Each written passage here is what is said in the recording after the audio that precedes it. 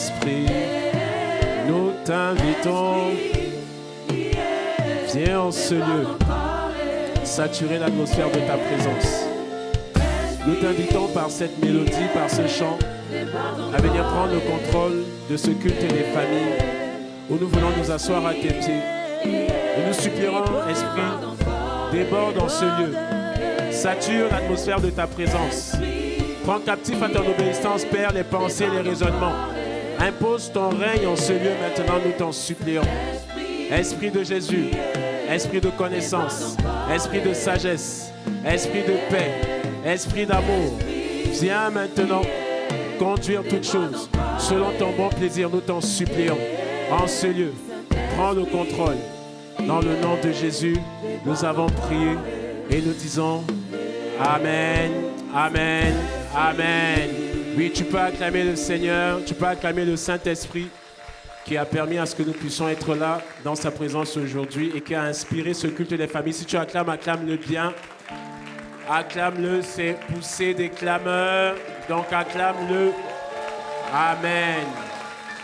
Bonjour à toutes et à tous. Bienvenue à ce culte spécial, ce culte des familles où nous voulons parler emploi. Tiens à ton voisin, nous allons parler emploi.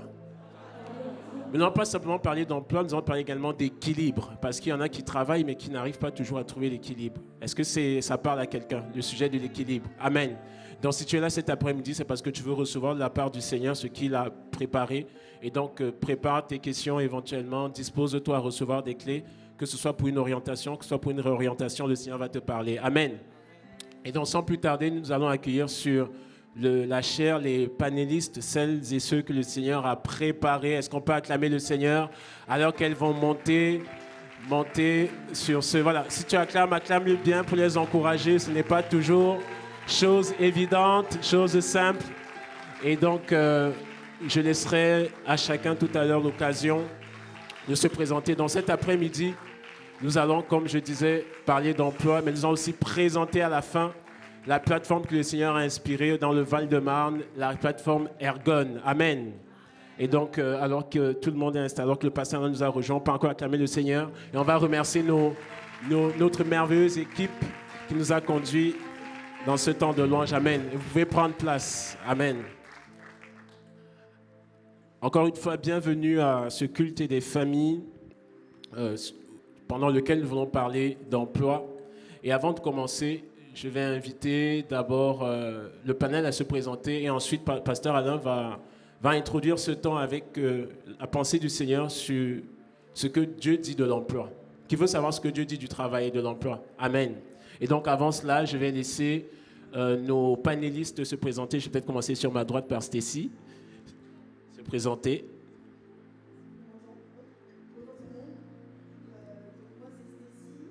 Je vais présenter ce que je fais dans la vie. Actuellement, je suis conseillère à France Travail. Mais pour vous parler rapidement de mon profil, moi, je suis issue d'une reconversion. Donc, à la base, j'étais ingénieure en biotechnologie. Donc, j'ai fait un très grand écart. Et je pense qu'on aura l'occasion d'en reparler pendant ce temps. Amen. Est-ce qu'on peut acclamer le Seigneur pour Stacy? Laisse la parole à Peggy. Bonjour, je suis Peggy Tristan. Je suis directrice de programme stratégique et je suis chargée de mission d'un directeur. Et dans mon service, je m'occupe de gérer tous les programmes, tous les grands projets de stratégique de mon entreprise qui descendent depuis le directeur jusqu'aux collaborateurs. Et je suis amenée à faire aussi des recrutements de beaucoup de consulting, de prestataires, de personnes qui font du change management. Amen. Et Déborah? Bonjour à tous, je suis Déborah Mocabaccio, conseillère à l'emploi à France Travail comme Stacy, formatrice occasionnelle et facilitatrice en intelligence collective. Amen. Est-ce qu'on peut acclamer le Seigneur? Et je précise que toutes sont à l'église ICC Boissy, donc comme quoi on a des ressources riches dans la famille. Amen. Est-ce qu'on peut acclamer le Seigneur? Waouh. Et donc pour commencer, parce que je sais que c'est ce que vous attendez, je vais laisser le pasteur Alain, pas se présenter parce que tout le monde le connaît, mais surtout nous présenter. Pasteur Alain, donc moi, j'étais aussi employé pendant 18 ans comme ingénieur commercial. Voilà. Donc j'ai fait 18 ans d'ingénierie commerciale. Après, je suis passé consultant, donc à mon compte, consultant dans le développement commercial, donc pour accompagner les PME, PMI dans le développement commercial. Et puis, il y a aussi donc l'œuvre du Seigneur dans laquelle je suis pleinement engagé. Donc voilà, donc je travaille. Amen. Est-ce qu'on peut acclamer le Seigneur? Donc je vous ai dit, le panel est riche. Dis à ton voisin, le panel est riche.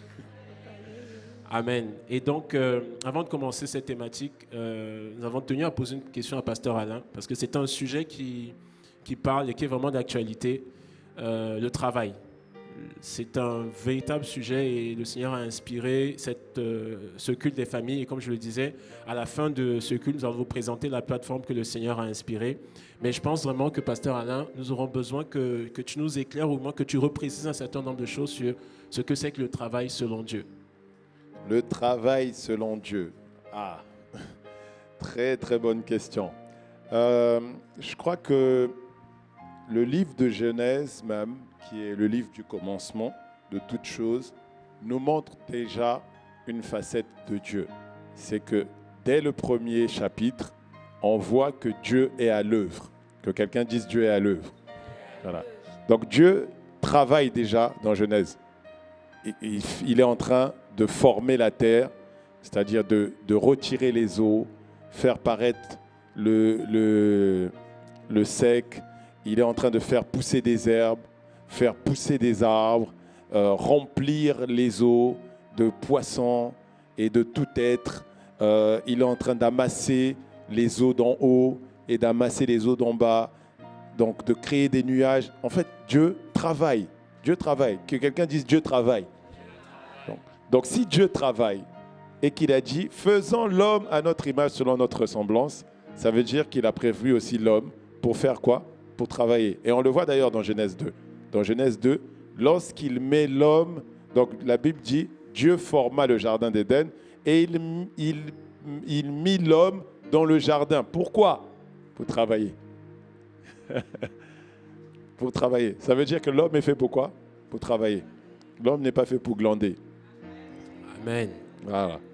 Donc déjà, rien que ça te montre que tout être humain sur la terre doit être en train d'œuvrer ou doit être en activité. C'est d'ailleurs pour ça que la Bible dit que le précieux trésor de l'homme, c'est l'activité.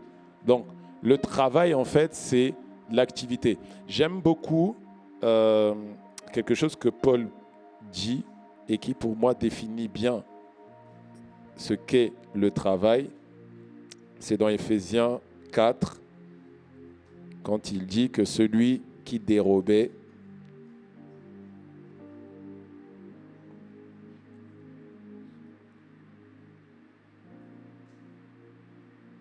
verset 28, que celui qui dérobait ne dérobe plus, mais plutôt qu'il travaille. Que quelqu'un dise qu'il travaille.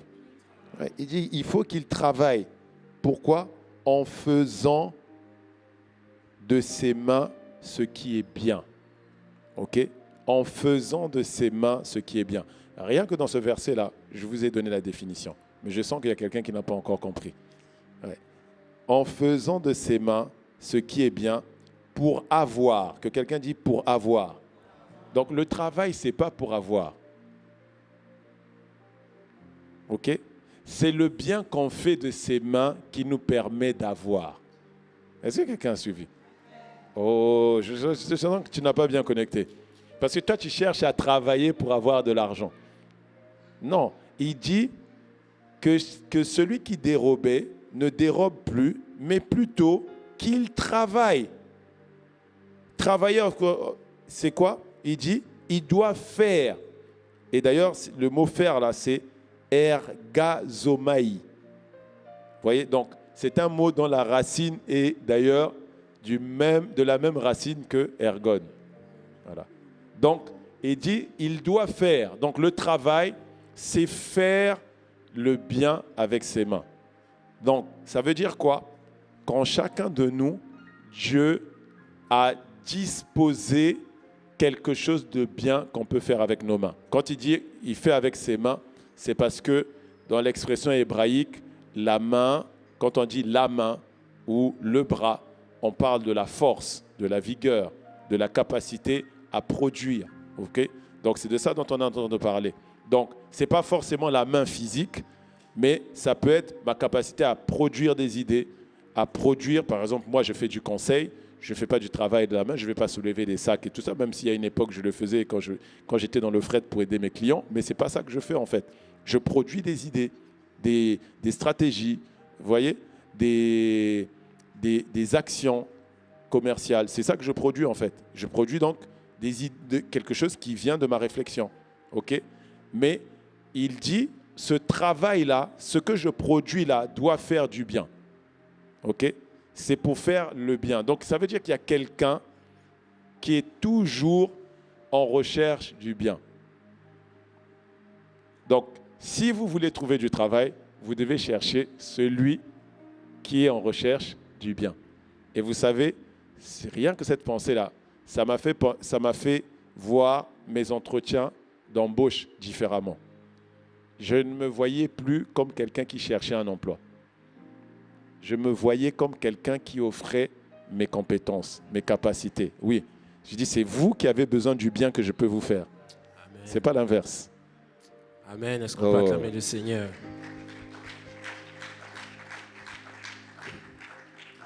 Et samedi, je disais quelque chose. Votre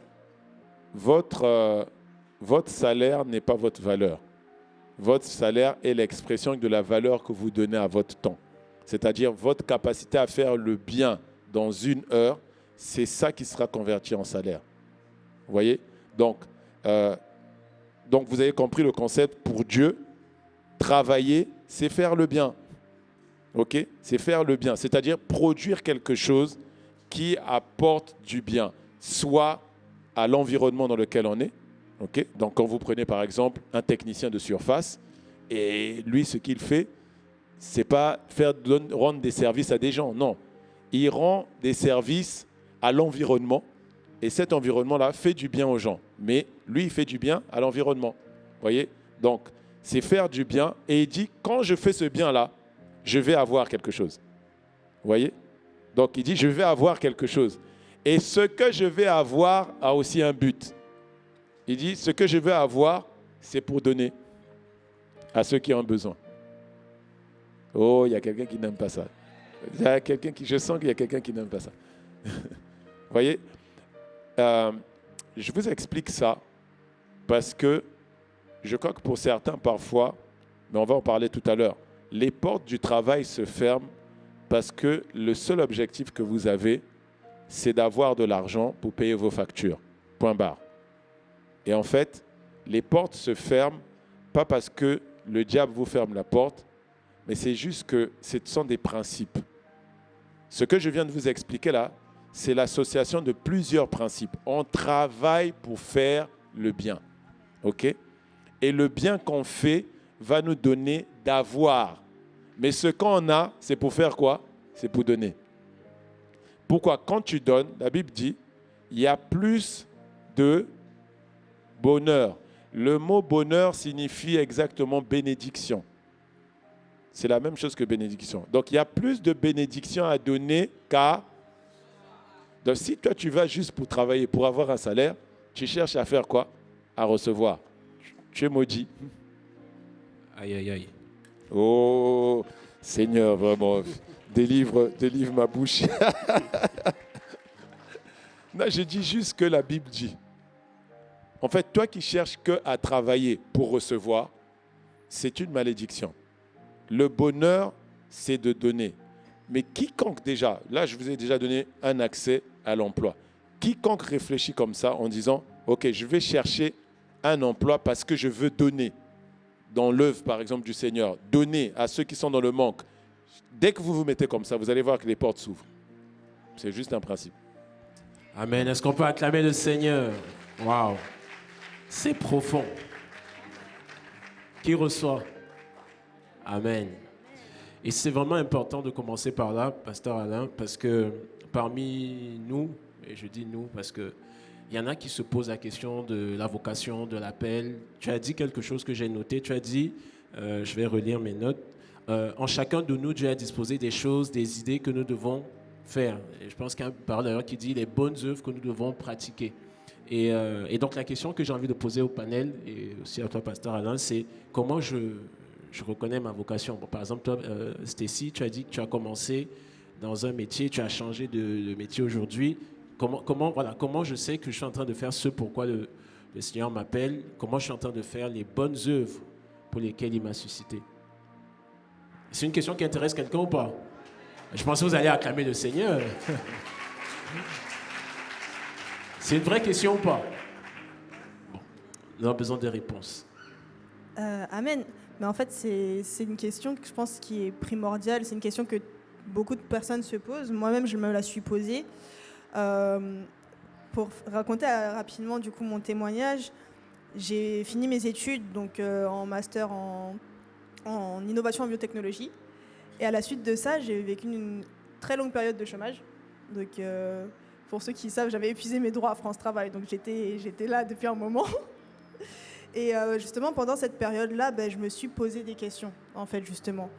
Moi, ma période de chômage, en fait, c'était un moment pour moi d'introspection, justement. C'était un moment où je me suis posé des questions dans le sens où, oui, certes, je suis en train de chercher du travail, mais j'ai pas l'impression que je suis motivée. En fait, moi, le questionnement, c'était, je suis pas motivée dans ma recherche, il y a un problème. Et à partir de là, je me suis dit, mais en fait, vers quoi je me tourne, justement? Si mon cœur ne bat pas pour ce que je suis en train de faire, pourquoi mon cœur bat, justement? Et ça a été pour moi un moyen de trouver la voie dans laquelle je suis maintenant. En fait, Dieu a tellement bien fait les choses que tout est à l'intérieur de nous. Tout est à l'intérieur de nous. Et comme l'a dit Pasteur Alain tout à l'heure, en fait, Dieu a fait l'homme à son image. Et donc, si Dieu travaille, nous, on a été fait pour travailler. Et il dit toujours dans Genèse que il a fait les arbres fruitiers avec leurs semences à l'intérieur d'eux. Et la Bible dit aussi que nous, on est comme des arbres plantés près d'un courant d'eau. Ça veut dire que si on veut savoir quel fruit on doit porter, à un moment donné, il faut commencer à regarder ce qui est au-dedans de nous, quelle semence est au-dedans de nous. Et justement, c'est ce temps-là, pour moi, tout le monde doit vraiment prendre un temps de regarder à l'intérieur de lui-même, voir les semences que Dieu a mis en lui. Et en fonction de ça, ça donnera déjà une orientation de qu'est-ce que je veux, qu'est-ce que je sais faire, qu'est-ce que je peux apporter aux autres. Et voilà. Alors, amen. Est-ce qu'on peut acclamer le Seigneur? En fait, si tu acclames, acclame-le bien. On acclame le Seigneur. Ce que je retiens de ce que tu dis, c'est qu'à un moment, il faut rentrer en soi-même. Il y a une introspection qui est importante pour aller chercher à l'intérieur de nous ce que le Seigneur, ce qui bat dans notre cœur. Et je ne sais pas s'il y a des éléments que vous vouliez apporter en plus de ce qui a été dit. Oui, je voulais aussi rajouter, oui, il y a l'appel de Dieu, donc il y a le don qu'il faut qu'on connaisse, qu'on le développe. Il y a la conviction que ce que le Saint-Esprit a déposé, on le sent, il nous le dit. Parfois, on le met de côté, mais la conviction du Saint-Esprit, elle est là, elle va revenir. Et après, il faut aussi parfois voir des personnes qui sont spirituellement matures, mûres, pour leur poser des questions, qui ont déjà vécu, qui ont aussi des positions dans des emplois, mais ce sont des personnes qui sont matures spirituellement, et leur demande. Et après, écouter, prendre le conseil des autres et être en humilité. Et je pense aussi, il faut être aussi dans une disposition, en se disant, ce qu'on fait facilement, pourquoi on le fait facilement? C'est parce que Dieu a peut-être mis quelque chose. Il faut aller creuser dans ce qu'on fait facilement et surtout ce que les autres disent. Mais tu fais ça facilement, mais comment tu fais? Et tu réponds, je ne sais pas. Eh bien, c'est le je ne sais pas qu'il faut te dire. Mais si je le fais facilement et que les autres le reconnaissent, c'est que là, il y a quelque chose. Et puis après, nous vivons dans un monde. Donc il faut regarder autour de nous ce qu'il y a comme proposition dans le monde, ce qu'il y a, on a une facilité, ce qu'on pourrait développer et de se dire que quel que soit l'endroit où on va, on est la lumière. Donc il faut être au service des autres et il faut que ça permette de bénir les autres. Pas nous, par le salaire, par la position, par ce qu'on est. Non, c'est de se dire qu'à la fin, on a béni les gens. On a pu apporter un témoignage, on a pu être une lumière et en fin de compte, on est là au service des autres, mais c'est notre Dieu qu'on veut glorifier dans tout ce qu'on fait. Amen. Est-ce qu'on peut acclamer le Seigneur? Merci Peggy. Déborah, je te sentais hocher la tête. Tu voulais peut-être apporter d'autres éléments? En tout cas, moi, j'abonde dans le même sens. L'aspect spirituel, elle est importante. Et je le dis parce qu'il y a aussi des personnes qui ont des difficultés à pouvoir identifier quels sont leurs dons et talents. Et dans le monde séculier, il y a des techniques qui peuvent justement accompagner une personne pour pouvoir mettre les mots sur quels sont ses talents, quelles sont ses compétences. Il y a le bilan de compétences, on peut se faire accompagner parce qu'on a du mal à prendre rendez-vous avec soi, on a du mal à pouvoir mettre sur papier ses dons. On peut aussi faire appel à son entourage parce que généralement, notre entourage nous connaît mieux que nous. Et comme tu le disais, en fait, les talents, c'est quelque chose qu'on fait avec beaucoup d'aisance. Et pour nous, on se dit parce que c'est naturel, ben en fait, ce n'est pas une compétence. Mais les autres reconnaissent en nous une compétence parce que nous, on le fait avec beaucoup de facilité. On se dit que c'est normal. Or, notre normalité n'est pas la normalité de tout le monde. Pour les autres, c'est difficile, mais pour nous, c'est facile. Donc, vraiment prendre le temps, comme le disait Stécie, un rendez-vous avec soi, chercher la face des dieux, mais aussi, pourquoi pas, dans le monde séculier, faire appel à des techniques, bilan de compétences, pour pouvoir justement aller un peu plus en profondeur sur quelles sont mes compétences, qu'est-ce que je sais faire et quelles sont les solutions que je peux apporter en fonction de ce que le Seigneur a déposé en moi. Amen. Amen. Est-ce qu'on peut acclamer le Seigneur? Pasteur Alain, je voulais te relancer sur le sujet en te posant une question, parce que la vérité, c'est que là, on parle de vocation, on parle de passion, on parle de dons et de talents. Pour aller dans la continuité, est-ce que du coup on travaille par passion ou par opportunité? Toujours dans la continuité de Toujours dans la ce continuité. sujet, oui. Je pense que ce qui nous permettra de réussir et de durer, c'est ce qui est nourri par notre passion. Une opportunité, elle peut se présenter, mais elle peut être là pour une saison. Mais il ne faut pas rejeter. Il ne faut pas rejeter parce qu'il y a des saisons pour lesquelles, je veux dire, il vaut mieux avoir un salaire que de ne rien avoir. Okay? Mais la démarche qui a été un peu celle qui a été décrite par tous, elle est importante. C'est-à-dire que pour une saison, je peux aller sur une opportunité, mais pendant que je suis sur cette opportunité-là, je dois continuer à faire le travail de recherche de qu'est-ce que Dieu a mis en moi, qu'est-ce qui sert les autres. Vous voyez, je vous prends un exemple. Moi, j'ai fait 18 ans. En tant que salarié, je n'ai jamais eu une période de chômage de plus de 3 semaines. Jamais. De toute ma carrière. Jamais eu une telle chose. La grâce, voilà. de Jésus. La plus longue. Parce que à chaque fois que j'arrêtais quelque part, on me reprenait ailleurs ou parfois on me débauchait pour aller ailleurs. Vous voyez? Mais est arrivé un moment, donc 2013, où enfin là, je prends la décision, je dis non, là, j'ai plus rien, j'ai plus la passion, j'ai plus le feu, il n'y a plus rien. Quand je me lève le matin, j'ai pas la tête à waouh, aujourd'hui je veux encore faire des grandes choses. J'ai dit bon, il faut que je m'arrête, parce que ça avait duré trop longtemps. Et c'est une des raisons pour laquelle j'ai enseigné aussi, parce que j'ai observé ça aussi dans la Bible, sur une nouvelle saison est là, entre pleinement dedans. Parce que je ne me réalisais pas qu'une nouvelle saison était là pour moi. Vous voyez? Donc, j'avais comme cette fatigue qui arrivait continuellement. Alors, l'erreur que j'ai faite, c'est d'arrêter directement, mais pas prendre le temps de l'introspection, parce que je l'ai faite après, et c'est pourquoi je reviens dessus, parce que c'est hyper important. Parce que pour beaucoup d'entre vous, vous êtes peut-être en train de commettre la même erreur que moi à l'époque. C'est que je ne pensais par exemple pas formation, je ne pensais pas augmenter capacité parce que j'étais bien. J'étais dans une entreprise où j'avais un confort au niveau salarial, social, avantage. J'avais tout de chez tout, de chez tout. Okay? Je ne vais pas donner la description, sinon ça va scandaliser certains. Okay? Mais je peux vous dire que voilà, j'étais proche des salaires des ministres en tant que commercial. Vous voyez? Donc, rien que pour vous donner l'image. Donc, j'étais tellement bien que je ne pensais pas à évaluer mes compétences. Par exemple, j'ai abandonné l'anglais. Vous voyez?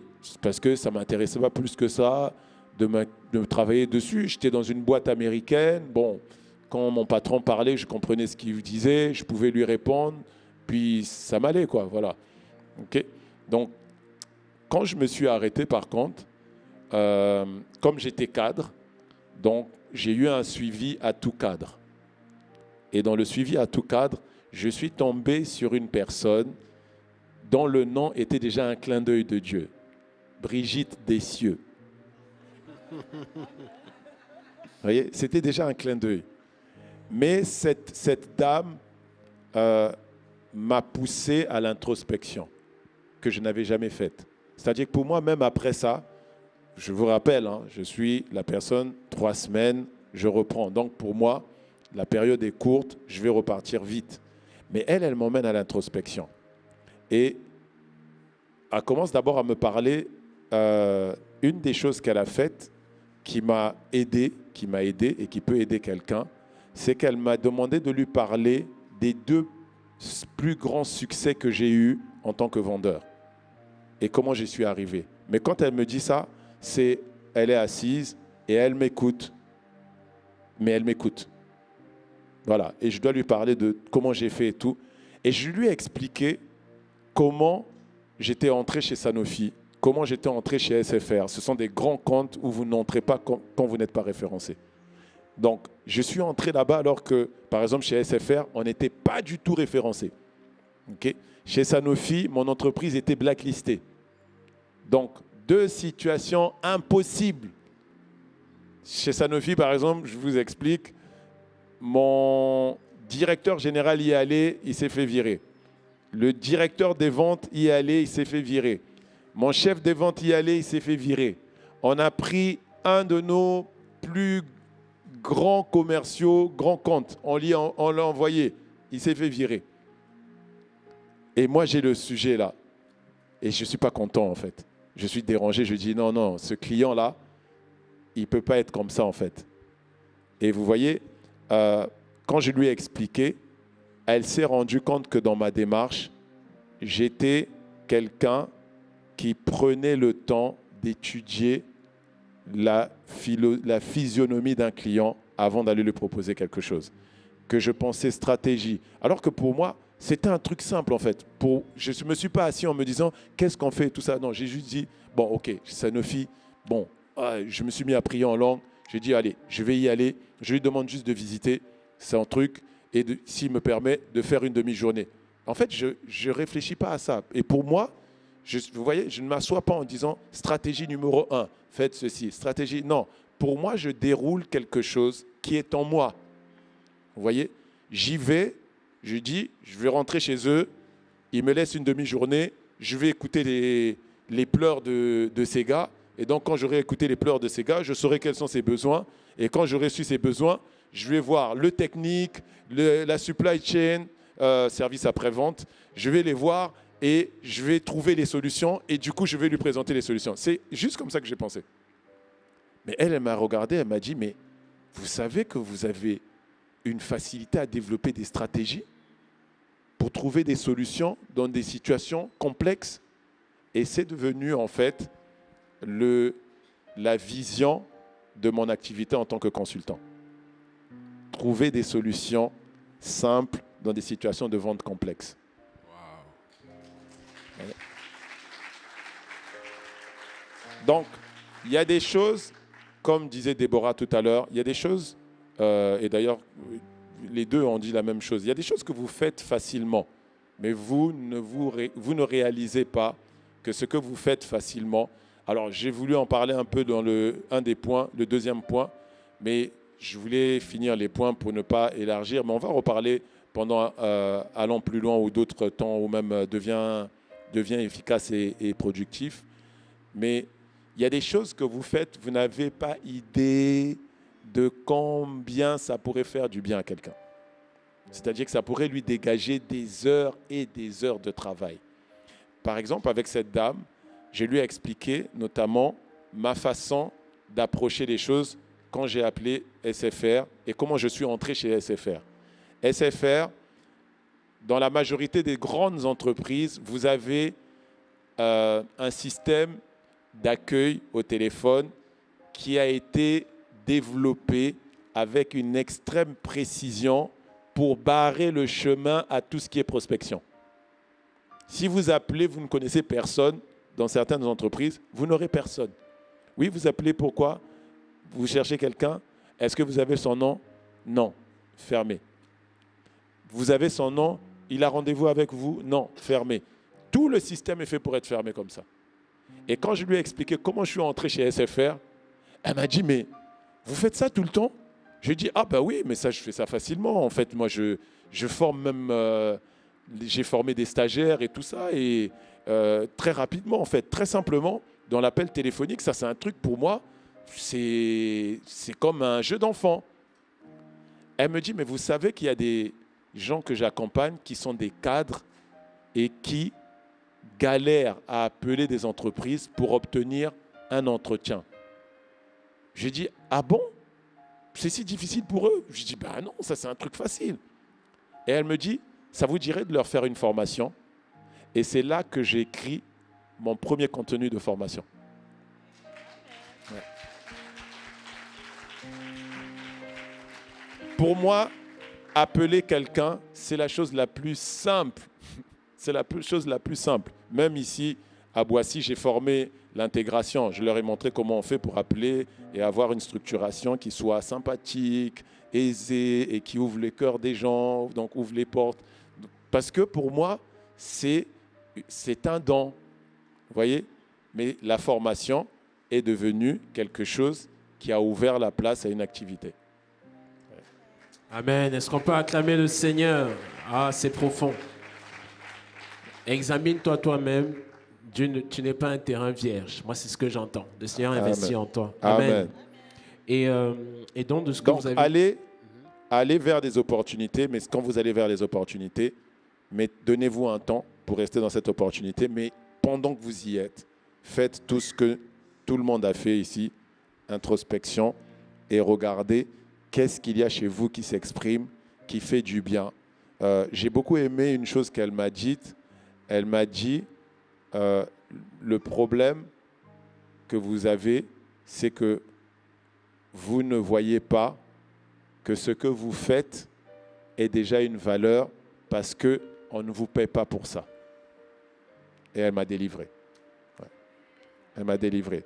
Vous savez, par exemple, moi, quand j'ai commencé mon activité, j'ai commencé à travailler gratuitement pour les gens. Si je n'avais pas entendu ce genre de phrase, je n'aurais jamais fait ça. Ouais. Mais ça m'a valu des recommandations qui m'ont ouvert des portes pour des clients. Ouais. Amen. Amen. Ouais, si tu acclames, acclame-le bien. Amen. Et donc, on rend grâce à Dieu vraiment pour ces éléments. Et dans ce qui a été partagé d'ailleurs par tout le monde, il y a une question qui revient ou qui me montre, c'est du coup, qu'est-ce que cherchent les recruteurs? C'est-à-dire que comment se vendre, comment présenter... Là, je vais laisser les spécialistes. Oui, parce que là, que cherchent les recruteurs? Comment se vendre? Ou plutôt, comment se démarquer? Parce que on l'a entendu, on a à l'intérieur de nous des choses. Mais comment je fais justement pour présenter cela? Alors je vais revenir sur ce que Pasteur Alain a dit tout à l'heure, à un moment. En fait, souvent, lorsqu'on aborde des entretiens d'embauche ou lorsqu'on est face à des recruteurs, on va se positionner en tant que demandeur d'emploi, voire des fois pour certaines personnes, quémandeur d'emploi en fait. Aïe. Mais en fait, le marché de l'emploi, comme son nom l'indique, c'est un marché où ce qui s'échange, c'est les compétences. Ce qui s'échange, c'est les compétences.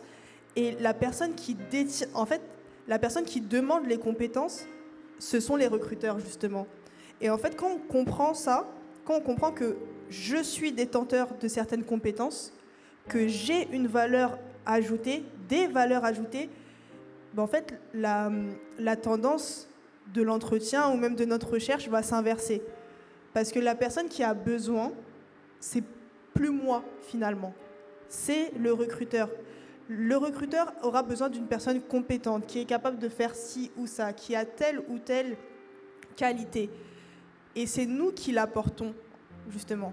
Donc si on comprend ça, si on comprend que je viens apporter quelque chose, je suis la solution en fait, je suis la solution, je viens faire le bien, comme le disait Pasteur Alain, déjà notre mindset change et les opportunités qu'on aura aussi ne seront pas les mêmes, elles vont changer à cause du mindset qu'on a qui aura changé. Amen. Amen. Déborah, tu veux compléter peut-être? Alors, il y a un adage qui dit dans le monde séculier, en fait, il faut se vendre. Mais en fait, on vend quoi? On vend ses compétences. Et lors des entretiens d'embauche, en fait, l'employeur, il a des besoins et la personne qui vient, elle a des solutions. Et c'est qu'on met en avant, en fait, on rend visible notre compétence. Et c'est vrai qu'il y a certaines personnes, on va dire c'est culturel ou par éducation, elles ont du mal à pouvoir se mettre en avant. Elles parlent d'elles à la troisième personne, elles font des actions, mais elles ne disent pas je fais ceci. J'avais rencontré un jeune homme, il avait 25 ans, mais vraiment beaucoup de talent. Et quand je lui pose la question sur ce qu'il sait faire, il me dit non, mais j'ai fait juste un portfolio.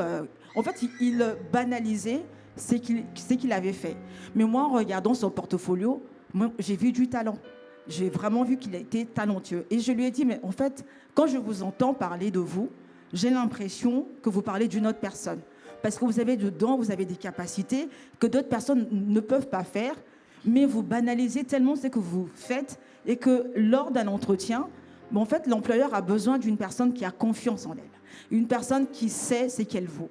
Parce que lorsque vous arrivez à un entretien, vous dites, bon, moi, je sais faire juste des sites Internet, vous le banalisez, mais en fait, l'employeur aussi le banalise. Il y a un adage qui dit, c'est que tu es, parle tellement si fort que je n'entends pas ce que tu me dis. Lorsque tu arrives, en fait, il est important de se connaître, qui je suis. Ce n'est pas de l'orgueil, mais j'ai des compétences et je viens mettre en avant mes compétences parce que vous avez des besoins et moi, j'apporte des solutions avec mes compétences. Mais la réalité aujourd'hui, lors de certains entretiens, en tout cas, les personnes ont des difficultés à pouvoir dire ce qu'elles savent faire, leurs dons et talents, parce qu'elles ont, entre guillemets, en fait, cette modestie de ne pas se mettre en avant parce que ça sera mal interprété. Mais vraiment, moi, c'est que j'incite les personnes avec qui j'accompagne d'apprendre à pouvoir dire « je sais faire telle chose ». C'est moi qui l'ai fait, en fait. Si c'est toi qui as piloté le projet, c'est pas la peine de le dire « on a piloté ». Ça, c'est une fausse modestie et c'est vraiment pas se valoriser, en fait, c'est se dévaloriser. J'ai fait ceci et ça, c'est... Enfin, j'insiste sur les jeux parce que les gens ont du mal à pouvoir le faire. Donc, vraiment, apprendre à se connaître et à se mettre en avant, c'est pas de l'orgueil, mais c'est juste la reconnaissance de ce que le Seigneur a mis en nous. Amen. Amen. C'est de connaître ce que le Seigneur a mis en nous et c'est de parler en je et pas en on. Parce que des fois, on a fait, ça noie ce que nous avons apporté comme plus-value à ce qui a été fait. Et donc, j'ai envie, pour toujours rester sur le sujet, relancer, quelles sont donc les erreurs à ne pas commettre? Parce que là, on a dit, mais quelles sont les erreurs? Je vais juste compléter par rapport à ça, ce qu'il disait. Donc, ce qu'on est et ce qu'on a. Bon, alors, moi, j'ai accompagné une entreprise qui faisait du placement de consultants dans l'IT pendant quasiment 2 ans. Ce que je voyais que les clients nous demandaient, c'était quoi? Les compétences, l'expertise, l'expérience. Okay. Et donc, compétences, expertise, expérience. Et pour chaque chose, ce que Déborah a dit était très, très flagrant, en fait. Moi, je me souviens d'un consultant. Il était super calé et il avait particulièrement, il était un des rares sur le marché qu'on avait à l'époque qui touchait à la technologie Android. Okay? Donc je vous parle de ça, c'est 2018. Et il savait très bien développer là-dessus. Mais à chaque fois qu'on l'envoyait sur des solutions de ce type-là, il passait à côté. Pourquoi? Parce que, comme a dit Déborah, il ne valorisait pas assez ce qu'il faisait. Donc, ce qu'on découvrait, c'est qu'il parlait de tous les autres langages qu'il connaissait, mais pas de ce langage-là. Pourquoi? Parce que pour lui, il minimisait ça. Alors que nous, on l'envoyait parce qu'on savait qu'il y avait une particularité là-bas, c'est qu'il y a du développement sur les smartphones. Voyez? Et donc, ça, c'est vraiment très, très important de savoir se vendre. Tout à l'heure, Stacy l'a dit, en fait, vous êtes un peu comme Apple. Vous voyez, je vous donne la big picture. Vous êtes Apple. Vous êtes Apple. Apple ne va pas commander pour que les clients viennent acheter ses iPhones, ses iMac, non, c'est pas, okay, ses MacBook et tout ça. Il ne va pas commander. Il vient au contraire et puis vous en met plein les yeux. Boum. OK? Donc, on va sortir tel produit keynote, tout le monde doit venir voir. Et donc, le jour de l'entretien, c'est ça en fait, c'est votre keynote. Je viens et je dois vous en mettre plein la vue sur mes compétences. Je dois vous en mettre plein la vue sur mes expertises. Et c'est là où justement mon expertise va se montrer par le fait que j'ai managé telle chose, j'ai conduit telle solution, voici ce que j'ai utilisé comme langage, voici ce que j'ai utilisé comme compétence. Parfois même, si vous avez du Excel, mais vous négligez ça alors que c'est ça qui va jouer. Vous voyez ? C'est pour ça que je disais tout à l'heure, il y a des choses que vous devez augmenter, il y a des capacités que vous devez augmenter. Amen. Donc c'est vraiment important. Amen. Tu peux acclamer le Seigneur. J'aimerais ajouter... Tu voulais dire quelque chose? Oui. Je voulais ajouter justement... On m'entend? Ok. J'aimerais ajouter justement par rapport à ce que Pasteur Alain et Déborah ont dit, mais surtout m'adresser aux personnes soit qui ont peu d'expérience, en général les profils jeunes ou les profils en reconversion, comme ça a été le cas pour moi. Souvent, parce que Pasteur Alain disait compétences, expérience et expertise, quand on manque d'expérience, on va avoir très souvent tendance à se dévaloriser. Alors que on peut avoir les compétences. Si je prends le cas d'une reconversion, peut-être que ce que j'ai fait avant, ce n'est pas le poste que je recherche maintenant, mais il faut toujours regarder aux compétences qui sont transférables. En fait, ce n'est pas parce que je n'ai pas l'expérience que je n'ai pas de compétences. Et beaucoup de jeunes vont se dire « Ah, ben, j'aimerais faire ça, mais je n'ose pas, parce qu'en fait, ben, j'ai rien à mettre sur mon CV. » Et ça, c'est erroné, en fait. C'est erroné parce que il faut aussi apprendre à valoriser ce que vous faites en extra-professionnel ou que vous avez pu faire dans d'autres cadres. Insiste là-dessus. Insiste là-dessus. En fait, si je peux prendre un exemple assez simple, quelqu'un qui va chercher un emploi, qui se dit que je ne sais pas faire ci, ça, va se dire mais j'ai rien à mettre sur mon CV. Mais si on prend quelques minutes, on s'assoit avec elle et on fait l'inventaire de ce qu'elle sait faire, par exemple, quelqu'un va se dire moi je fais rien, la seule chose que j'ai fait c'est du babysitting, je peux pas mettre ça sur mon CV. Mais si on commence à creuser, je vais lui demander ok, tu as fait du babysitting, mais tu as gardé combien d'enfants? J'ai gardé 2 enfants. Ils avaient quel âge? Ils avaient 2 et 6 mois. On ne laisse pas son enfant de 6 mois à n'importe qui. Ça veut dire que ça montre de la responsabilité. Ça montre que vous faites attention aux détails. Vous êtes quelqu'un à qui on peut faire confiance. Donc quand on prend le temps simplement d'analyser ce qu'on a fait en dehors, et ce qu'on a fait par exemple aussi dans le service, dans ce qu'on fait dans le service, c'est plein de ressources, plein de compétences qu'on peut ensuite valoriser. S'il y a des jeunes qui cherchent un emploi ou qui sont, ou même une alternance, c'est pareil, qui se disent je ne sais pas quoi mettre dans mon CV, voilà mon CV il est vide, mais vous n'êtes pas obligé, si vous n'avez pas d'expérience c'est pas grave, mais faites l'inventaire des compétences. Le but c'est que quand vous arrivez en entretien, vous puissiez justifier de ce que vous avez fait. Même si ce n'est pas dans un cadre professionnel, ça reste une compétence en fait que vous avez et qui est à valoriser et qui est valorisable parce que c'est ce que les recruteurs recherchent. Amen. Est-ce qu'on peut acclamer le Seigneur? Juste, je vais appuyer sur ce qu'elle dit. Vous voyez, moi j'ai signé chez un client pour une mission en tant que business manager, c'est-à-dire pour conduire une équipe de vente, alors que dans ma carrière, je n'ai jamais été chef de vente. OK ? Jamais été chef de vente. Mais on m'a signé pourquoi? Juste parce que j'avais conduit des projets à l'église. Ouais. Et c'était dans mon CV. C'était dans mon CV. J'ai conduit des projets. Donc, le client savait que conduire un projet, ça veut dire recruter. OK?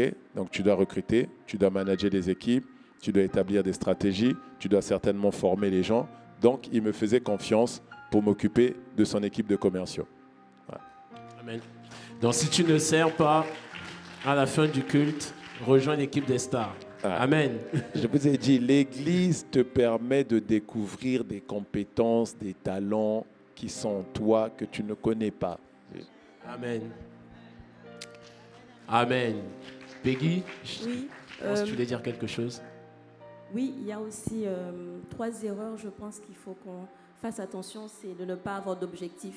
On peut très bien aller quelque part par passion, par opportunité. On va contrebalancer avec du Je crois que c'est surtout ceux qui sont opportunistes qui font ça. Avec beaucoup de sagesse, mais il faut quand même avoir un objectif. Il faut travailler sur l'objectif. Ça nous permet d'avancer, ça nous permet tous les jours de se lever, de se dire qu'est-ce que je dois mettre en place pour y arriver. Donc cherchez un objectif, cherchez votre source, cherchez un ancrage. Et ensuite, une erreur, c'est de ne pas se connaître, ne pas connaître son caractère.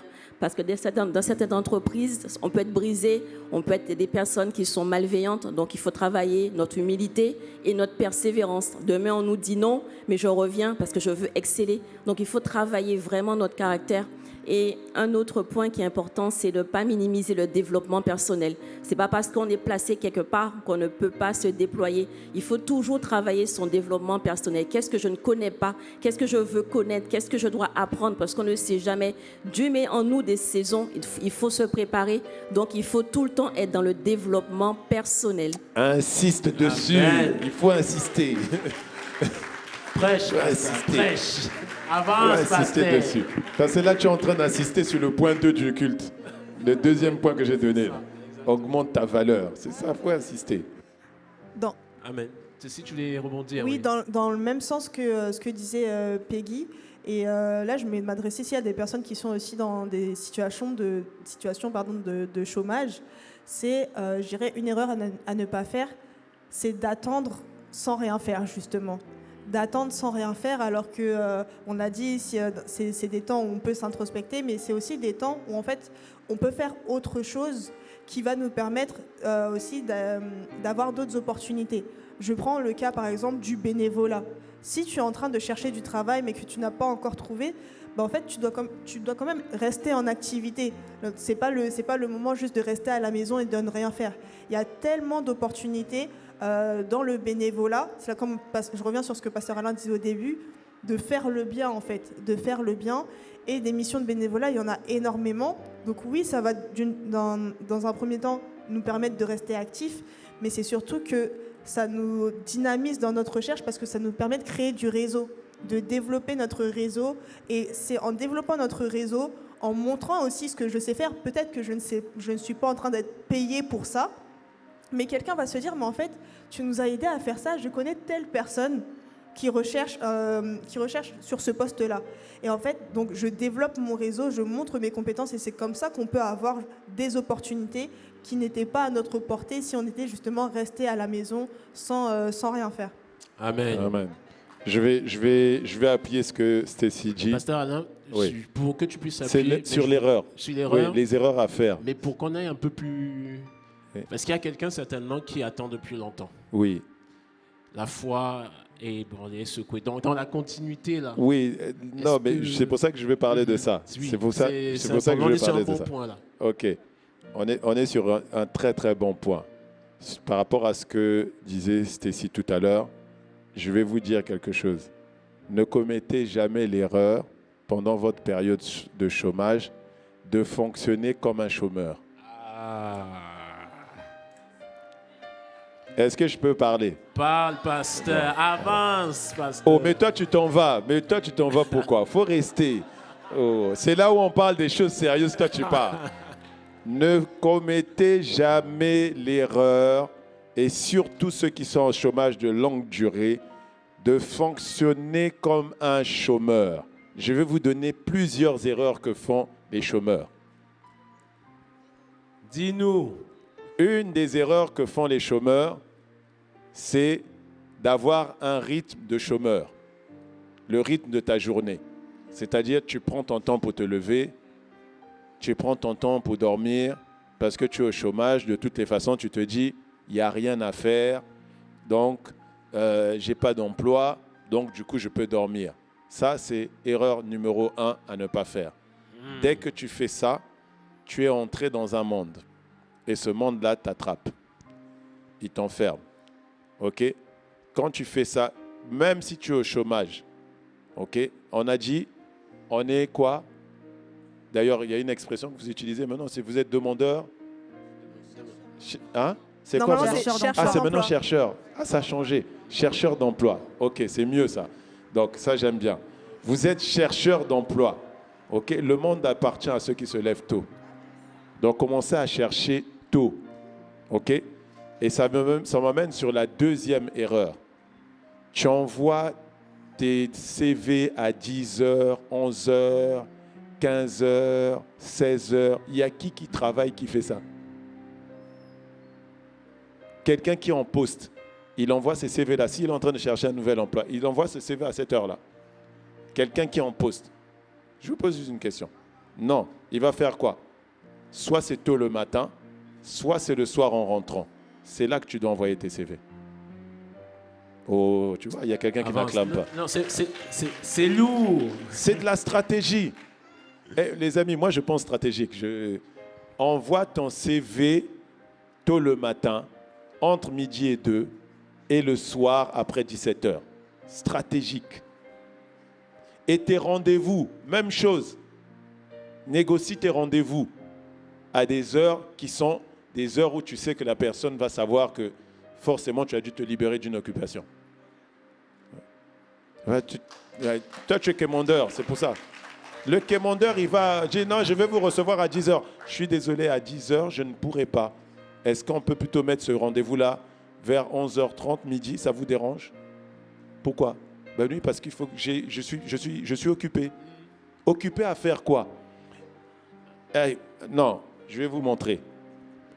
Rédige ton CV et toi, tu penses que quand tu es en train de rédiger ton CV, tu n'es pas en train de travailler. Tu es un vendeur. Ok? Moi, je suis un ancien vendeur. Quand j'écris, quand je prépare mes offres, je suis en train de travailler. Ok? Quand je fais mes démos, je suis en train de travailler. Quand je fais la collecte des supports que je dois envoyer aux clients, je suis en train de travailler. À ce moment-là, est-ce que je pense que je suis en train de rien faire? Non. Si un client me demande un rendez-vous à ce moment-là, est-ce que je vais accepter? Non. Et toi, c'est parce que quand tu écris ton CV, tu penses qu'il n'y a rien. Vous savez, le client que je suis allé accompagner, je devais travailler sur les CV avant de les envoyer chez les clients. Ben, ce qu'il me payait comme heure de travail, ça comprenait les temps que je passais à reformater les CV. Je me suis dit, mais en fait, les chômeurs commettent l'erreur de penser que quand ils sont en train de travailler sur leur CV, là, c'est gratuit. C'est juste que toi, ton problème, c'est que comme il n'y a pas de salaire, c'est que tu n'es pas en train de travailler. Si tu es en train de travailler. Aïe, aïe, aïe. Amen. Tu es en train de préparer ta proposition, ton offre. Donc, tu travailles et envoie ton offre au bon moment. Vous voyez, ça, c'est une des erreurs qu'on commet. Une autre erreur, c'est ta façon de relancer. Ta façon de relancer quand tu envoies tes CV. Il y a trop de... Je vous avais envoyé mon CV et tout ça. Bon, c'est trop long si je dois t'expliquer. En fait, quand tu dis « je vous avais envoyé mon CV », je vous avais envoyé mon CV, tu es déjà dans le passé. Et si tu es dans le passé, c'est destructif. Si tu es dans le passé, c'est pas constructif du tout, c'est destructif. Et c'est passé. Je vous avais. C'est passé. Tu ne peux pas aller dans le futur avec, tu ne peux pas construire avec. Donc faites attention au langage que vous utilisez dans vos relances, que ce soit téléphonique ou que ce soit écrit par mail. Parlez de manière positive, parlez de manière constructive, parlez toujours de manière future. Celui qui est à la recherche d'un employé, c'est lui qui demande. C'est lui qui demande. Vous cherchez un client à qui vendre. Lui, il demande ce qu'il doit acheter. Il demande une compétence. Il demande une expertise. Il demande une expérience. Alors, comme il est en train de demander, faites en sorte de toujours vous positionner comme étant celui qui donne une opportunité à l'autre de vous avoir. Ouais. C'est lui qui a dû avoir l'opportunité de vous avoir. Ce n'est pas l'inverse. Amen. La bénédiction d'Abraham dit, par ta postérité, les nations seront bénies. C'est comme ça que tu dois te positionner. Amen. Est-ce qu'on peut acclamer le Seigneur? Vraiment, ça fait du bien. On va tout à l'heure prendre les questions du public. Donc, tu as compris la foi où elle est. Voilà. Ah, tu n'as pas besoin. Non, mais quelle est la foi que je dois avoir? Non, tu agis parfois. Voilà. Parfois, comment garder la foi? Tu te lèves le matin. Ça, c'est la foi. Je me lève le matin comme si je vais aller au bureau. Et quand je commence à travailler sur mon CV, je vais d'abord prendre ma douche, je m'habille, et puis je me mets sur l'ordinateur. Je travaille mon CV comme si j'étais au bureau. Oui, c'est ça. Voilà. Et je prends ma pause à midi. Amen. Voilà. Oui, oui. Ah oui, Oui, oui. Ah, non, je respecte. Est-ce que ça parle à quelqu'un? Amen. Voilà. Donc, dans cette saison-là, tu tues le chômage. Amen, on tue le chômage. Amen. Ce que j'entends dans ce que tu dis, pasteur, c'est très riche, hein, vraiment. Est-ce qu'on peut acclamer le Seigneur vraiment pour... c'est très riche. C'est ton attitude qui détermine ton altitude, en fait. Amen. C'est ce que Amen. moi j'entends. C'est l'attitude Oui. que tu as au quotidien qui va t'amener à l'altitude que tu vises. Oui. Amen. Parce que tu attires ce qui correspond à ta pensée dominante. Ah là là, amen, amen. Je croyais que quelqu'un l'a applaudi. Je pensais vraiment que quelqu'un a acclamé le Seigneur, pardon. Nous allons prendre des questions. Est-ce qu'il y a un micro dans le... Merci. On va prendre des questions avant d'atterrir parce que le temps est avancé. Bien, bonjour tout le monde. Merci beaucoup pour ce temps. Merci beaucoup, panéliste. Alors en fait, ça me parle beaucoup parce que j'ai lancé personnellement un podcast sur LinkedIn sur la notion non seulement de l'emploi mais de l'alternance. Et dernièrement, j'ai interviewé un CEO d'une entreprise.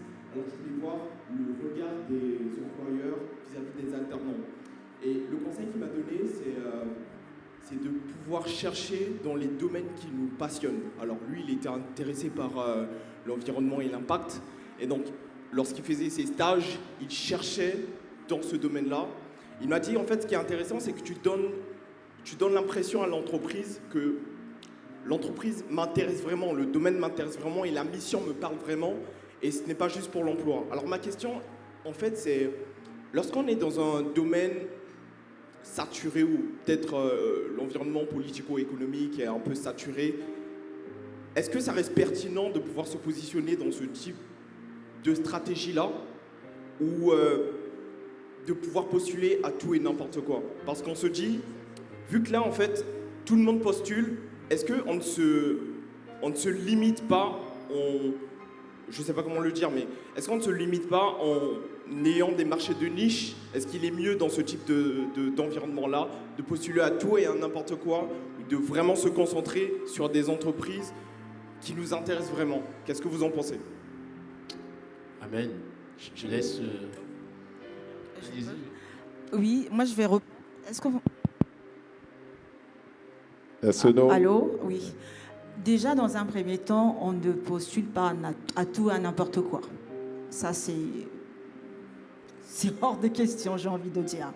Il est important de pouvoir aussi cibler les entreprises. En tout cas, moi, je l'ai fait quand parce que moi, je viens aussi d'une reconversion. Là où je travaille aujourd'hui, c'est l'entreprise que j'ai choisie, en tout cas, parce que ça correspondait à mes valeurs et à la vision que le Seigneur avait mis dans mon cœur. C'est important de pouvoir cibler les entreprises. Et par rapport au poste, je te donne juste un exemple. Pendant la période de Covid, développeur web, c'était le poste en vogue. Tout le monde voulait se former dans ce secteur-là et il y avait de l'emploi. Mais aujourd'hui, on parle du numérique, mais développeur web, en fait, c'est aujourd'hui un secteur où on recrute peu. Mais pour pouvoir travailler, si vraiment c'est ton appel, il faut, comme le disait Peggy, il faut apprendre, continuer à se former. Et aujourd'hui, être en tout cas au parfum du monde, du marché de l'emploi. On ne peut pas être développeur web aujourd'hui et ne pas maîtriser l'IA, par exemple. C'est vraiment important de se dire, OK, ça c'est mon battement de cœur. Mais quelle est la réalité sur terrain? Le marché de l'emploi, quels sont les critères, quelles sont les compétences qui sont exigées, demandées pour pouvoir justement travailler dans ce secteur-là. Moi, je reçois des jeunes aujourd'hui qui veulent devenir développeurs web ou community manager. Mais community manager ou développeur web, sans l'IA, en fait, on n'est nulle part. Les entreprises, aujourd'hui, les critères, au-delà du numérique, ils demandent quand même à minima que la personne maîtrise l'IA. Et à compétence égale, lors d'un entretien, un développeur web qui est juste développeur web classique, peu importe les techniques qu'il maîtrise, mais il y a un autre qui maîtrise l'IA, l'employeur va plus prendre cette personne qui a cette expertise-là dans l'IA, qui est l'autre qui est tout simplement classique. Donc l'important, c'est de pouvoir déjà cibler les entreprises, chercher bien évidemment la face des dieux, parce que moi je crois que le Saint-Esprit, la Bible dit qu'il est notre conseiller, il est en capacité de pouvoir t'orienter, de dire telle ou autre entreprise.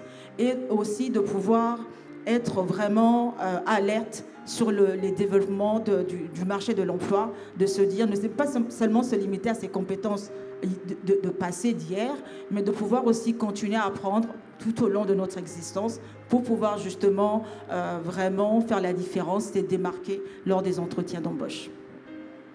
Je vais compléter ce que Déborah a dit. En fait, ce que Déborah essaie de t'expliquer pour recentrer avec ta question qui était si ce qui me passionne, je suis dans un marché saturé. Ce que Déborah te dit, c'est que tu dois, si ça te passionne, il faut que tu te renseignes pour comprendre le monde, pour développer ce qui va apporter un plus dans ta singularité. Parce que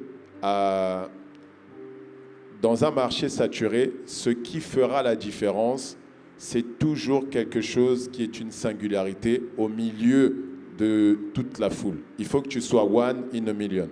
Si tu es dans le million, ça ne changera rien, on prendra le premier qui arrive. Mais si toi, tu es l'exception au milieu de tout le monde, les personnes vont s'intéresser à toi. Donc s'il n'y a que des développeurs web qui sont là et que toi, tu as le côté IA, ils vont mettre un cachet un peu plus important sur toi. Voilà. Donc c'est vraiment la nécessité de se connaître soi-même, c'est-à-dire connaître ses forces, ses faiblesses, connaître le marché et faire tout pour augmenter sa valeur, son expertise dans le domaine, pour pouvoir toujours rechercher à ce que s'il y avait 2 ou même 3 ou 4 ou 10 ou 100 candidats sur le même poste, il faut qu'ils découvrent ce qui est différent chez moi. Amen. Amen. Peggy, je t'ai vu aussi. Tu voulais dire quelque chose? Oui. Dans mon expérience de recruteuse, c'est vrai que quand je passe les personnes en entretien, je cherche la petite chose, le petit mot, la connaissance du métier, de l'entreprise. Des fois, ils vont me LinkedIn. Donc, ils vont me regarder sur LinkedIn et ils me donnent mon CV. Et ça fait la différence, même si parfois ils se trompent. Mais je me dis qu'il a travaillé le terrain. Donc, c'est important de travailler le terrain, de savoir qui tu vas avoir, quel est le RH, regarder son profil, regarder ce qu'il fait et savoir quelles sont les autres entreprises qui se trouvent à proximité de l'endroit où tu vas. Parce qu'en fin de compte, tu peux avoir une conversation qui peut sortir du cadre et on se dit, mais non, il a appris son CV. Mais il ne s'intéresse pas au métier et de se dire que le métier que tu as aujourd'hui, tu peux ne pas l'avoir pendant 10 ans, 20 ans. Tu vas changer, tu vas peut-être avoir d'autres compétences, c'est de te projeter. Donc, il ne faut pas rester sur ceux qu'on voit au début. C'est toujours d'aller beaucoup plus loin et de travailler vraiment où on va. Tu vas quelque part, mais c'est quoi l'entreprise? Depuis combien de temps elle est là? Quels sont les gens? Est-ce que les gens ils progressent? Voilà, il faut savoir le terrain et le travailler. Amen. Est-ce qu'on peut acclamer le Seigneur? Et dans le domaine où tu es, une des choses que tu peux aussi ajouter, c'est de développer des projets personnels qui vont t'emmener à t'étirer, à apprendre des nouveaux langages, à apprendre, tu vois. Donc, travaille sur des projets personnels parce que ça, tu peux le mettre sur ton CV. Dis, voilà, j'ai travaillé sur tel projet et puis je l'ai emmené là. Voici ce que j'ai intégré. Voici quel langage j'ai appris.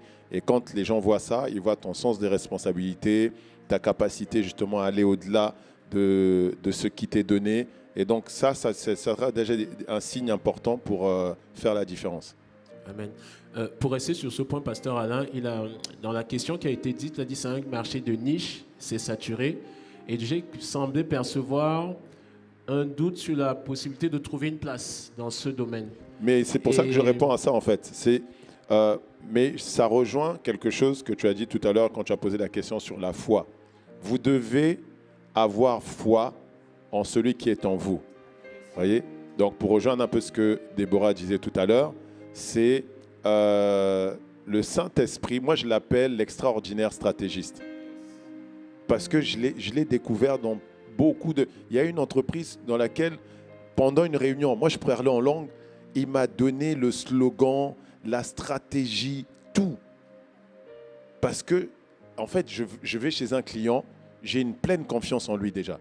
Et il y a aussi une autre chose, vous devez avoir confiance dans les dons que Dieu vous a déjà donnés qui sont manifestés. C'est-à-dire ceux dans quoi j'opère déjà, je dois mettre ma confiance dedans. Parce que ça vient de Dieu. Oui, ça vient de Dieu. Et quand je dis ça, c'est même les compétences. Parce que Betsalel était compétent, mais cette compétence venait de l'onction de Dieu. Amen. Donc je dois avoir confiance en ça. Je dis non, moi je fais ça. Voilà, donnez-moi ça, je vais faire. Voilà. Pourquoi? Parce que je sais que j'ai la compétence. Amen. Okay? Mais il ne faut pas dire je vais faire par la foi. Non, non. Non.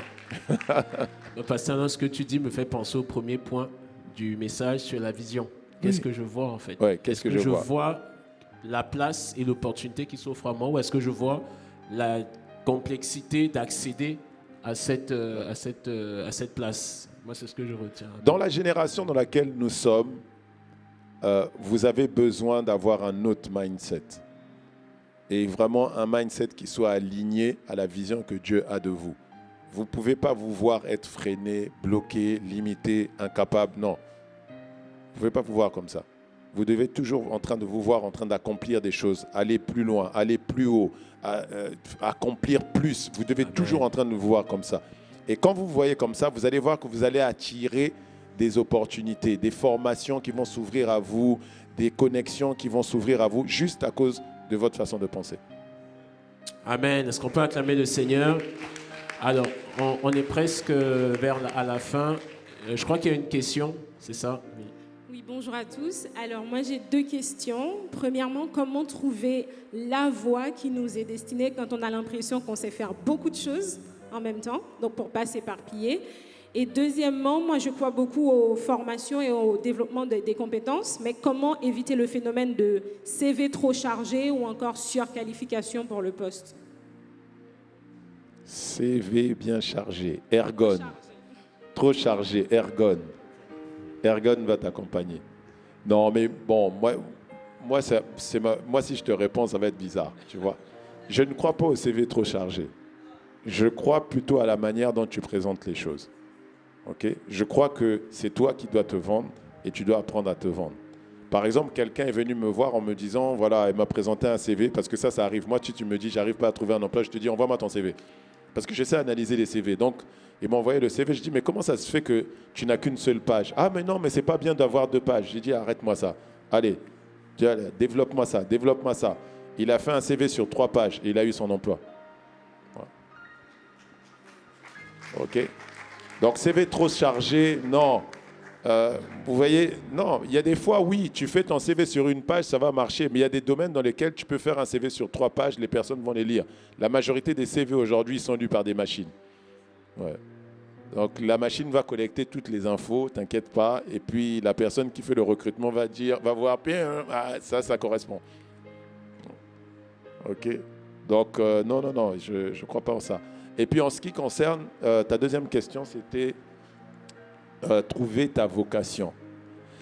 On en a parlé tout à l'heure. Il y a l'introspection. On en a parlé. Je crois que c'était Peggy qui avait dit, va voir quelqu'un, Déborah aussi en a parlé, va voir quelqu'un qui sait, qui a la sagesse, qui peut t'aider là-dessus. Okay? Moi, j'ai une de mes filles, elle faisait une école de commerce. Ça a avancé plutôt pas mal, avec quelques galères. Quand elle est venue me voir, je l'ai regardée, je lui ai dit, pourquoi je suis en train de voir un bloc-notes avec des croquis? Elle me dit, ah, et puis je vois des dessins de robes. Elle dit, ah, c'est mon carnet. J'ai dit, arrête ce que tu fais. Va dans tout ce qui est stylisme, modélisme. Et aujourd'hui, c'est ce qu'elle fait. Et elle n'arrête pas d'augmenter des plateformes. Elle a écrit... Wow. Ouais. Amen. Donc, voilà. Donc, il y a ça. Et puis, le troisième point, c'est ce que j'ai dit d'ailleurs, servir. Servir va t'emmener, va t'aider à trouver en fait des aspects. Parfois aussi, vous devez comprendre que la personne qui a la capacité de faire plusieurs choses, c'est juste qu'elle n'a pas trouvé encore la chose unique dans laquelle toutes ces choses-là s'incluent. OK? Mais je te dis, sois patient, simplement, et continue. OK? Donc, par exemple, servir à l'église peut finalement t'aider. Par exemple, moi, quand je m'asseyais, je ne savais pas. J'ai touché à tellement de choses. Je dessinais, donc tout ce qui est créatif. J'ai fait un G100, j'ai fait du montage vidéo, j'ai fait de la photo. Vous voyez? Donc, j'ai fait plein de trucs. j'ai fait de la formation, du coaching, j'ai fait plein de trucs. Mais en fait, quand j'ai regardé tout ça, quand je me vois aujourd'hui à l'église, je peux aider n'importe quel service aujourd'hui parce que dans tout ça, j'ai des compétences. En tout. Tout le monde est surpris. Hein. Il dit, mais Pasta, comment tu sais ça? Mais tu as tout fait, Pasta. En fait, il est même chef d'orchestre, je l'ai vu. Je confirme. Amen. Si je peux ajouter juste par rapport à ta question, en fait, ce que dit Pasteur Alain, je ressors vraiment le fil conducteur en fait. Quand tu as beaucoup de capacités, Dieu ne donne pas au hasard. C'est qu'il y a vraiment en fait un fil conducteur. Les capacités que tu vas avoir vont mettre en lumière peut-être une certaine catégorie de personnes vers à qui que tu dois aider, ou une certaine catégorie de choses que tu dois faire. Donc quand tu fais l'inventaire, normalement, cherche le fil conducteur. En fait, il y a une sorte de fil conducteur ou de métier ou Moi, par exemple, c'était la transmission. Voilà. C'est transmettre et aider les autres à découvrir ce qui est en eux. Donc, évidemment, quand je regarde tout ça, c'est ce que je suis en train de faire. Amen. Trouve le fil conducteur. Amen. Est-ce qu'on peut acclamer le Seigneur? Mais ça demande beaucoup de patience. Ça demande beaucoup de patience parce que tu peux t'agacer parce que tu ne sais pas. Non. Ce qu'elle a dit, c'est que tu dois comprendre qu'il ne t'a pas donné ça par hasard. Donc, ce n'est pas la peine d'être en panique. Mais moi, je dois faire quoi, Saint-Esprit? Qu'est-ce que je fais? Non, tu n'as rien à choisir. Tout ça doit être encapsulé dans un seul récipient. Voilà, ne choisis pas. Parce que c'est une des choses que tu dois certainement être en train de faire. Mais finalement, je vais où? Non. C'est tout ça qui va déterminer une seule personne. Et cette seule personne-là, elle a un fil conducteur. Amen. Alors, s'il n'y a pas d'autres questions, je vais poser une dernière question au panel qui va me permettre... Ah, il y a une question, ok. Bonjour. Du coup, moi, ma question, c'est plus sur la volonté de Dieu. Dans mes recherches, on m'a souvent parlé de « ouais, ça, c'est pas la volonté de Dieu, ça, c'est la volonté de Dieu », ou peut-être que ton CV a un problème, où il faut persévérer. Du coup, moi, de mon côté, je suis perdue. À quel moment je me dis que je ne suis pas acceptée parce que c'est la volonté de Dieu ou ce n'est pas la volonté de Dieu? Ou peut-être que mon CV a un problème, ou je ne sais pas. Bon, oui, j'ai compris la question. En fait, elle se dit, quand elle recherche, elle veut savoir quelle est la volonté de Dieu dans les recherches qu'elle est en train de faire. La volonté de Dieu, il te l'a dit, c'est qu'il a placé l'homme dans le jardin afin qu'il travaille. Paul a dit, travaille plutôt que d'aller dérober. Donc, tant que tu es en train de travailler, c'est-à-dire d'avoir une activité, peu importe où tu es dans la volonté de Dieu. OK? Après, maintenant, la volonté parfaite de Dieu, c'est que tu sois dans ce pourquoi il t'a appelé pour ta destinée. Mais ça peut prendre du temps. Ça peut prendre du temps. Découvrir la chose pour laquelle il t'a appelé définitivement, ça peut prendre du temps. J'ai fait 18 ans en tant que commercial, si vous avez noté. Mais aujourd'hui, je suis quoi? Pasteur. Je ne fais rien du tout du commercial. Donc, ça a pris du temps. OK? Le risque, c'est de vouloir tout de suite être en train de faire ce que Dieu m'a dit de faire et tout. Non. Tu sais, si tu es Moïse et que tu dois conduire le peuple de Dieu, ce n'est pas avec ton éducation d'Égypte qui va te faire conduire le peuple de Dieu. Parce que tu vas chercher à tabasser tous ceux qui ne font pas les choses, tuer ceux qui font souffrir les autres, tu vois. Il faut que tu fasses un entraînement avec les brebis de ton beau-père. Voilà. Donc, tout ce que tu trouves à faire, la Bible dit, tout ce que ta main trouve à faire, fais-le. Voilà. Amen. Et quand tu es en train de le faire, tu es dans la volonté de Dieu. Il y a un moment, les choses vont se préciser. Amen. Est-ce qu'on peut acclamer le Seigneur? C'est bon, ça répond à ta question.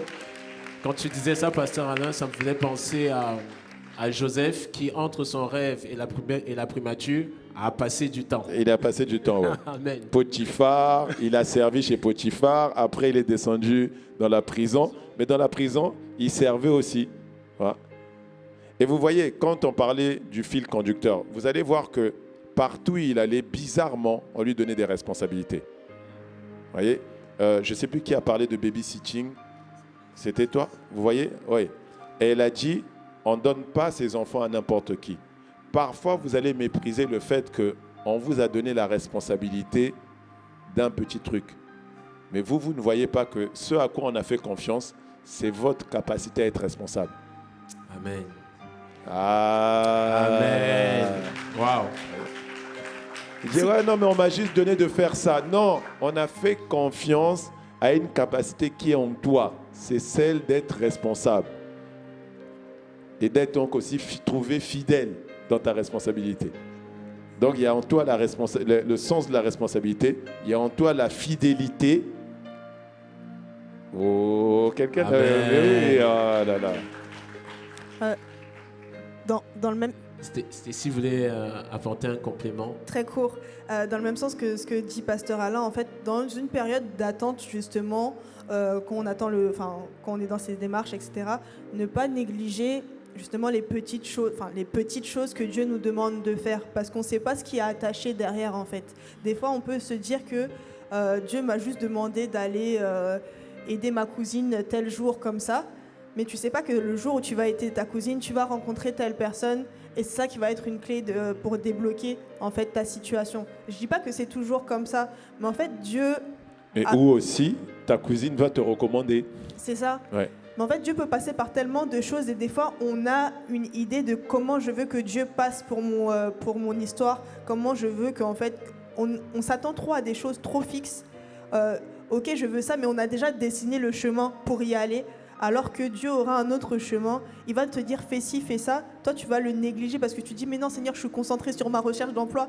Mais alors que lui, il sait qu'en te demandant de faire ça, ben, c'est ça qu'il va utiliser pour t'amener là où il veut. Amen. Amen. Est-ce qu'on peut acclamer le Seigneur? On va prendre une dernière question pour nos panélistes, parce qu'il y a parmi nous effectivement des personnes en recherche d'emploi, mais il y en a qui travaillent déjà et qui servent.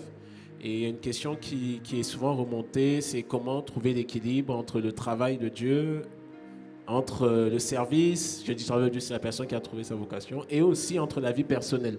Est-ce qu'on a des clés pratiques à partager à ces personnes? Fallait venir hier. À chaque fois, on me tend la perche. Fallait venir hier. On a dit ça hier. Tu étais où? Demande à ton voisin. Tu étais où?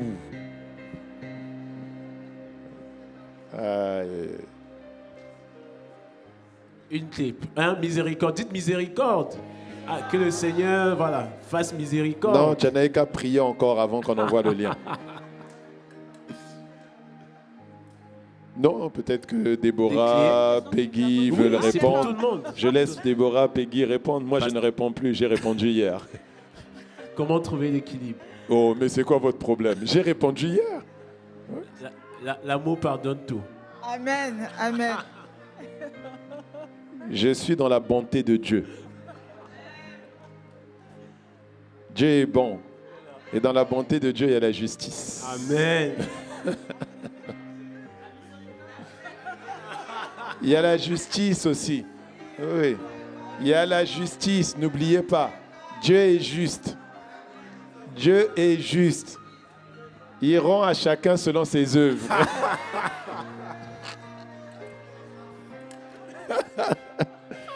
Donc laissez Déborah répondre, parce que si vous insistez avec moi... Ça marchera pas. Comment trouver Et Dieu est fidèle, il ne change pas, il est le même hier, aujourd'hui, éternellement. Amen. Alors, vous pouvez répondre parce que Déborah, tu sers, tu as des responsabilités à la conquête, tu as des familles d'impact, tu as une vie professionnelle remplie et à côté de ça, tu as une vie personnelle aussi. Comment tu trouves l'équilibre? Alors pour moi, je pense que c'est une question d'organisation. Il faut vraiment s'organiser et savoir faire la part de choses. Quand je suis au travail, je suis là pour pouvoir honorer en tout cas mon patron. J'ai des tâches à faire et je ne mélange pas les choses. Généralement, je parle en tout cas de moi, quand je suis au travail, tout ce qui est église, je ne le gère pas pendant que je suis dans le monde séculier parce que, comme je le disais tantôt, il faut savoir faire la part de choses. Et je m'organise de telle sorte que quand j'ai du temps libre et que c'est vraiment mon temps libre à moi, que je suis en pause, là, je peux gérer tout ce qui est de l'église quand j'ai le temps. Mais quand je commence le travail à 9h, je finis à 17h. Quand je rentre chez moi, j'oublie le monde séculier, le travail reste au bureau. Et quand j'arrive à la maison, je peux m'organiser de telle sorte que j'ai le temps de prendre soin de moi, de ma famille, et aussi créer un temps. Enfin, c'est comme ça que je me suis organisée. Je sais que lundi, admettons des 21h à 22h, j'ai une réunion où j'ai un temps pour pouvoir travailler sur tout ce qui est besoin et demande au niveau de l'Église. Vraiment, pour moi, la base, le fondement, c'est l'organisation. Parce que si on n'est pas organisé, en fait, on ne va jamais pouvoir s'en sortir parce que ce n'est pas évident, on a des sollicitations. Et moi, ça m'arrive, 2 fois quand je suis en animation, mon téléphone est en mode avion. Parce que peu importe la personne qui m'appelle, parce que je suis occupée, en fait, le téléphone ne va pas sonner. Parce que je suis dans d'autres occupations. Et à l'instant T, là, personne ne pourra me solliciter et je me concentre plutôt à 100% dans ce que je suis en train de faire. Vraiment, c'est mon organisation et je pense qu'il faut s'organiser pour mieux s'en sortir. Amen. C'est ce qu'on appelle la gestion des priorités. On en a parlé hier. Non, gloire à Dieu. Amen. Amen. Tu vois, si tu veux savoir comment on fait juste maintenant pour bien organiser ça, tu dois prier pour le lien. Amen. Peggy veut... Oui, je voulais justement dire la même chose que Déborah. L'équilibre ne signifie pas donner le même temps à tout. L'équilibre, c'est donner dans chaque domaine à Dieu la place qui lui est réservée. Voilà. Donc, ce n'est pas parce qu'on va s'organiser et on va dire je mets 20%, 20%, non. Déjà, organise-toi en donnant ta priorité. Et ta priorité, c'est ta relation d'abord avec Dieu. Si tu n'as pas une relation avec Dieu, tu n'es pas complètement ancré dans Dieu, les choses que tu vas vouloir lui demander, mais comment tu veux, tu n'as pas ton essence, c'est Dieu, c'est avec lui que tu dois poser les fondements, les fondations. Donc déjà, crée une bonne communion avec Dieu pendant la prière, la méditation. Et moi, parfois, j'ai des temps où j'appelle les temps de rien. C'est des temps où je mets tout de côté, je ne veux penser à rien du tout, je me fais le vide complètement et j'ai dit Dieu, voilà, maintenant, remplis-moi. Et j'attends qu'il me remplisse, je persévère. Donc il y a des temps pour tout, mais donnez pas du temps à toute chose. Sachez prioriser et faites une bonne organisation, mais en mettant toujours la communion avec Dieu à la première place. Amen. Je ne sais pas si Pasteur Alain veut parler. Non, j'ai déjà répondu hier. Non, j'ai répondu hier. On a fait plus de 2 heures sur le sujet. Donc vous comprenez que... Donc, prions pour le... Vous comprenez que je n'ai plus rien à dire, n'est-ce pas? Non, vous me comprenez au moins, que vous comprenez que je n'ai plus rien à dire. Amen. Parce que j'ai parlé pendant plus de 2 heures hier sur le sujet. Amen. Il y en a qui disent non. Ah, il fallait être là hier. Il y a ceux qui étaient là et ceux qui n'étaient pas là. Dis Amen. Amen. Oui. Est-ce qu'il y a une dernière question? Stécie était là, peut-être qu'elle veut partager. Dire quelque chose? Non, d'habitude. Non, elle ne voulait rien dire. Voilà. Tu voulais dire quelque chose? Non? Oui. Ça va? Ok. Donc on va atterrir, on va s'arrêter là. Mais avant... Parce que les gens espéraient sur toi. Et le temps étant bien avancé, on me le fait remarquer. On va simplement, vous l'avez entendu d'entrée, c'est ce culte des familles aussi l'occasion pour nous de présenter une plateforme que le Seigneur a inspirée. Il a inspiré à son serviteur, le pasteur Alain, qui a mis une équipe au travail. Et donc, sans rentrer dans tous les détails, là, on va vous présenter rapidement à l'écran. Alors, le nom, vous l'avez, ce n'est plus un secret. La plateforme s'appelle Ergon, qui veut simplement dire travail. Et si vous regardez, il y a un QR code qui vous permet, enfin, si vous voulez être accompagné au suivi, vous avez des questions, on pourra vous accompagner. Donc, je vais laisser Peggy, qui a piloté avec brio ce travail avec une équipe, voilà, présenter rapidement quelle est cette plateforme Ergon que le Seigneur a inspirée. Donc, la plateforme s'appelle Ergon. Donc, juste pour vous dire, en grec, le mot Ergon signifie œuvre, travail, action, activité, accompagnement, tâche réalisée. Et en hébreu, pour le travail, on dit marasé, qui veut dire œuvre, acte, action, travail, réalisation. Donc, nous nous sommes basés sur le verset d'Éphésiens 2:10, qui nous dit que Dieu est l'auteur de notre vie. Nous ne sommes pas le fruit du hasard, mais nous sommes sa volonté. Donc nous sommes son ouvrage, nous sommes comme une œuvre façonnée de la main de Dieu. Et par Jésus-Christ, il nous offre une vie nouvelle. Alors, par cette plateforme, nous voulons faire de bonnes œuvres, qui est un acte d'amour, de bonté et de service, et surtout de partage. Cette plateforme, Ergon, va manifester la présence de Dieu dans nos vies. Elle va pouvoir aider les autres, pardonner, aimer, qui sont des exemples de bonnes œuvres. Mais Dieu aussi a préparé ses œuvres d'avance pour chacun de nous. Donc, il a un plan et un but pour notre existence. Donc, chaque jour, il nous donne des occasions de faire le bien. Nous sommes donc invités à marcher dans le chemin qu'il nous a préparé. Nos vies peuvent être aussi devenir une bénédiction pour les autres et pas seulement pour nous. Alors, la plateforme Ergon va nous rappeler que nous sommes créés par Dieu, sauvés par sa grâce, appelés à vivre pour sa gloire et à pouvoir aider, aimer les autres.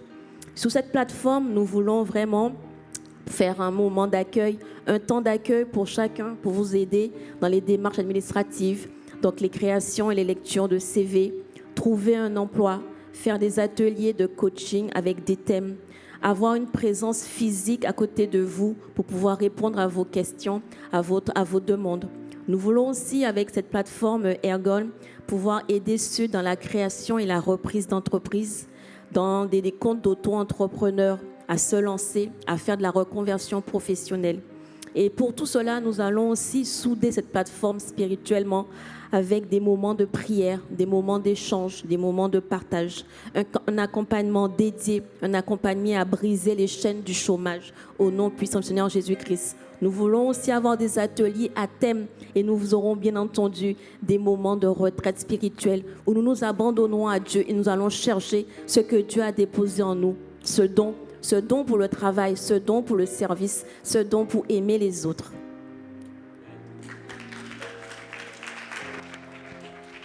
Amen. Je pensais que tu allais acclamer mieux que ça. Et donc voilà. Est-ce que quelqu'un se réjouit pour cette plateforme? Amen. Donc, comme j'ai dit à la fin du culte, on est intentionnel, on va tuer le chômage cette année. Amen.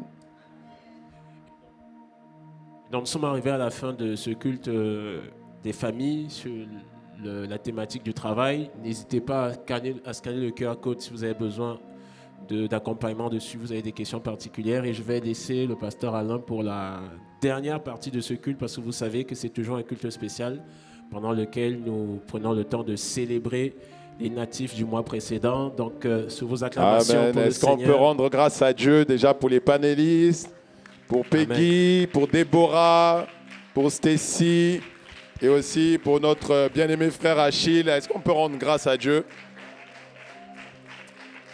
Oh, je n'aime pas ton acclamation, vraiment. Ça fait quoi, 2 mois déjà, un peu plus de 2 mois qu'ils travaillent à la plateforme Ergon. Et là, quand on fait ce lancement-là, c'est que c'est fin prêt, c'est bon maintenant. Et on a fait ça pour toi, pour que tu ne restes plus dans cet état-là. Ouais, l'église doit être pratique. Dis à quelqu'un, l'église doit être pratique. Et notre église est pratique. Tu vois, c'est pour ça que tu dois inviter les gens ici. Tu dis, chez nous, là, on est pratique. Voilà. Si tu es au chômage, on va tuer ton chômage. Si tu es malade, tu vas guérir.